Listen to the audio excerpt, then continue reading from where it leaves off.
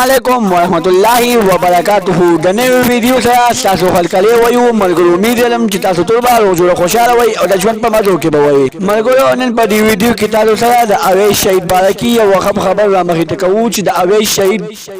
مول د قاتلانو بارکی شوی او د حکومت نه څو غوښتنې لري او چلی تاسو د دې نزان خبرو غواړئ کو سپورټ چا زمونږ د چینل مخانی سبسکرایب کړئ زمونږ د چینل مخه سبسکرایب کړئ د تلې نشان څخه مخه وکړئ موږ نوې ویډیو تاسو ته په اسانه دررسي ملګرو د اسلامي کالج سټوډنټ چې اویس نوم یو پلار ډیر غریب سره و چې یو څو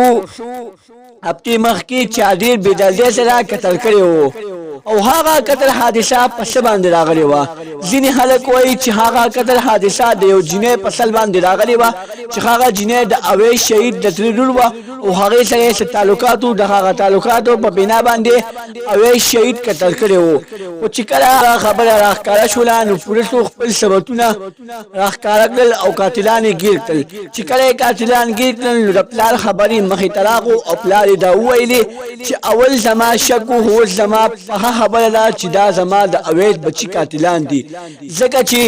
زما اویس بچي یو داسې بچي و یو داسې د ګل غوندې بچي و چې هغه بچي مال چا ایری کو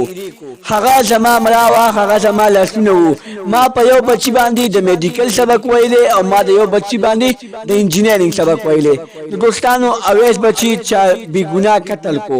خو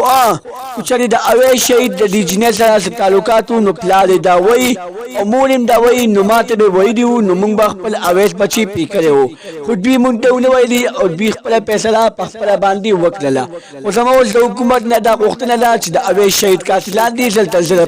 او زما اویس بچي ته دې انصاف میلو کړي نو دوستانو کو چلی اوسه پوری حکومت یو کس هم پانسی کړی و نو اوس په دا حادثه مخې ته نه راتله اوس په دا حادثه عدالت ته نه راتله اوس په دا حادثه پولیس او پولیس ته نه راتله خو دوستانو حکومت مخکې دغه چلو نه کو اوس دا حادثه ډېر مخکې راغلی ده دوستانو زموږ ویډیو خوښه شوي زموږ د چینل مخه سبسکرایب کړئ تلې نشان څخه مخه ووهئ چې زموږ نوې ویډیو تاسو ته په اسانۍ دررسي والسلام